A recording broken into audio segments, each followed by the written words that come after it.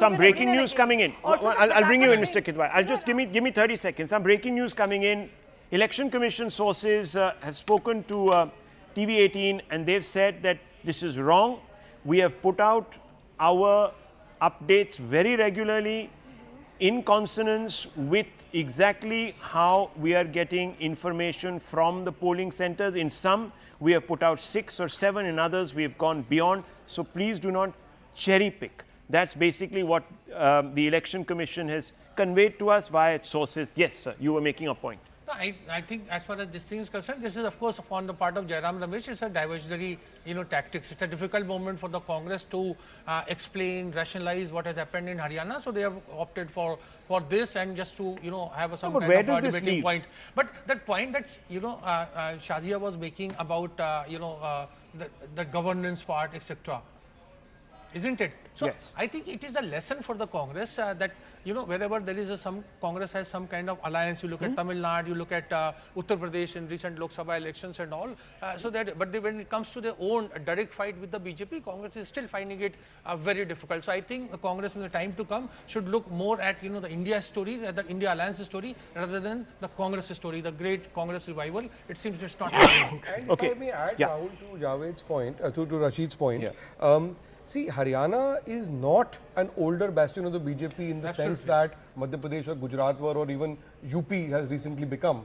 Haryana is a place where the BJP was never in power before 2014. It never reached even the 30% mark before that. That's right. So for there, in a state like that, to come back to power, as it seems it is looking at the moment, in a third term, without a ground leader of any large regional scale. This is like Uttarakhand, where you have a leader who was removed, you have a new chief minister, you don't have a regional pan-regional leader, the PM has led the thing and you are still winning. And this is in a state where you barely managed to win in the last time around. Yes. So therefore, this is telling us something deeper happening. So, and what is this victory that might happen in maybe an hour? First of all, do you think this trend is going to dramatically alter? Number one. Number two, if this holds, what do you think are the reasons, cephalogically, and then, of course, the larger question about whether Rahul Gandhi's party his narrative has been rejected? So I don't see this trend changing significantly now, because we are now at about 12-15.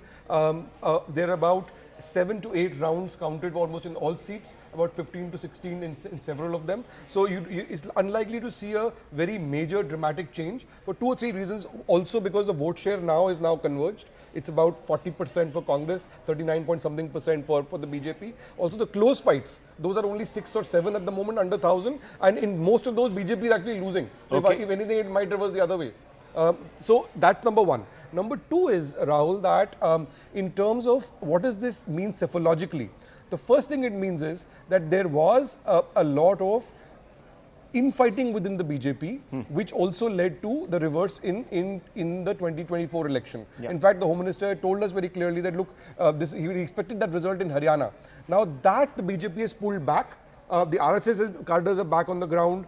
There's been a lot of movement that happened in the last 2 or 3 months. That's one at an organizational, realpolitik level. Number two, there was a whole thing that Jats have moved away from the BJP. I don't think they ever did. Even in the Lok Sabha result, the Jat vote was evenly split. Even now it is evenly split. Yeah. Our numbers show us that. Yes. Secondly, the larger social coalition that the BJP built in Haryana. The BJP's advances in Haryana for the last 10 years have been built on building a social coalition of other castes, other OBCs, non-Jat OBCs, Dalits and so on.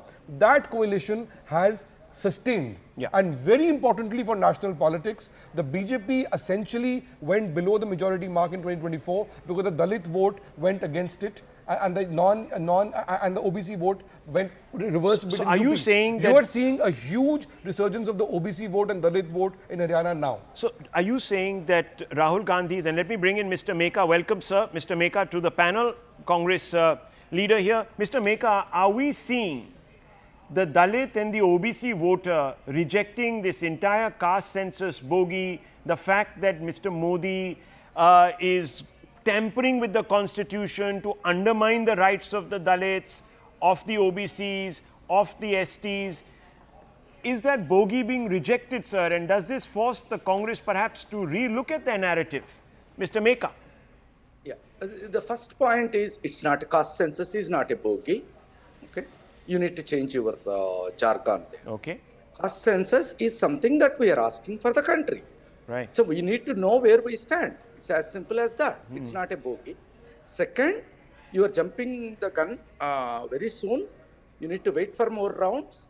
And so this is not something that to validate. No, no, okay. So let's talk about a state. Let's talk about a state where the election is pretty much called. Let's talk about Jammu and Kashmir for 30 seconds, right?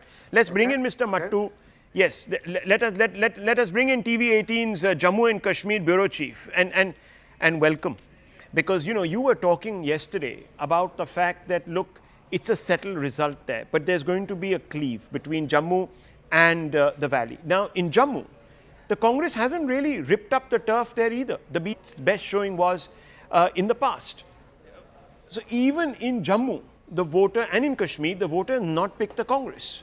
What do you think is the reason? See, Rahul, we need to understand that people in Kashmir, they have en masse voted against BJP. This is what the National Conference and PDP has been saying from day one, that people in Kashmir Valley, despite BJP claiming that large-scale development has taken place in Kashmir, there has been decline in the number of terror incidents in Kashmir, stone pelting has stopped, but people in Kashmir, they have rejected BJP en masse. That's why BJP has not been able to open an account, and we need to accept that. As far as BJP is concerned in Jammu region, you see, Rahul, 28, I'll go with when the entire counting would be done, BJP would be around 25 to 26. The reason being that for the last 10 to 12 days before the final phase, BJP had put all its effort on Jammu region.